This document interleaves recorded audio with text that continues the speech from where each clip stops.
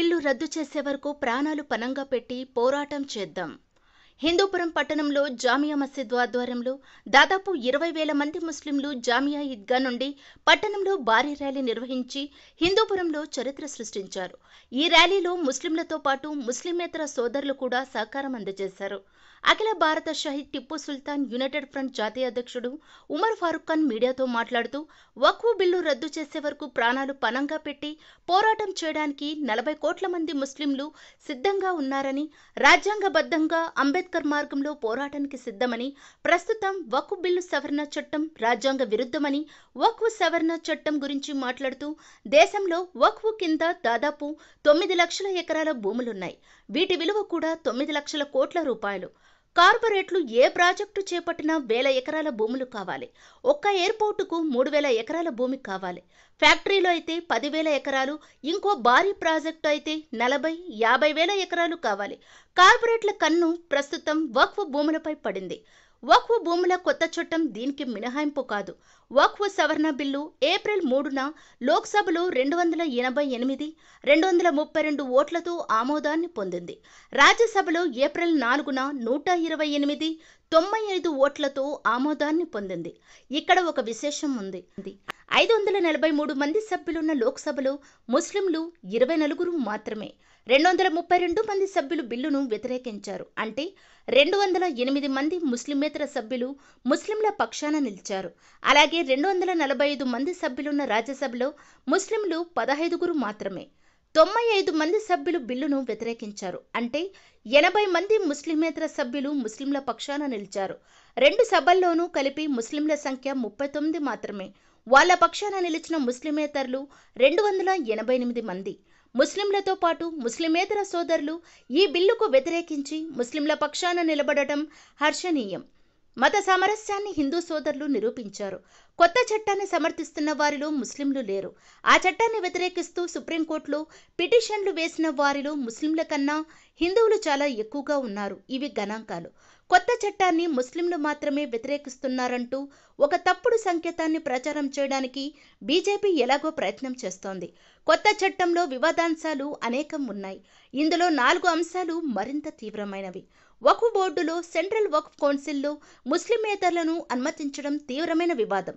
వక్ఫ్ భూముల్లో వక్ఫ్ by user సౌలభ్యాన్ని తొలగించి వక్ఫ్గా కొనసాగాలంటే రిజిస్ట్రేషన్ దస్తావేజులు చూపాలనడం, వక్ఫ్ ఆస్తి అవునో కాదో తేల్చడానికి జిల్లా కలెక్టర్లకు విశేషాధికారాలు కల్పించడం, కనీసం 5 ఏళ్లు ఇస్లామిక్ ధార్మిక ఆచరణను కొనసాగిస్తున్న వారు మాత్రమే వక్ఫ్ దానం చేయడానికి అర్హులు అనడం, ఇలా 2 మత సమూహాల కలయిన ఒక ఆదర్శం అని కేంద్ర ప్రభుత్వం చెబుతోంది. హిందూ ధర్మాదాయ కమిటీల్లోనూ హిందూయేతరులకు స్థానం కల్పించాలి. ఆ పని ఎందుకు చేయడం లేదు?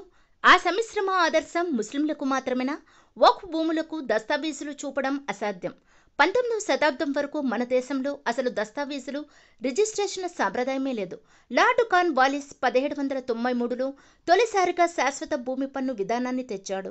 అది కూడా ఇప్పటి బెంగాల్, బీహార్, ఒడిశా ప్రాంతంలో మాత్రమే. ఆ తర్వాత థామస్ మన్రో మద్రాసు, బొంబాయి ప్రెసిడెన్సీలో రైత్వారీ విధానాలను తెచ్చాడు.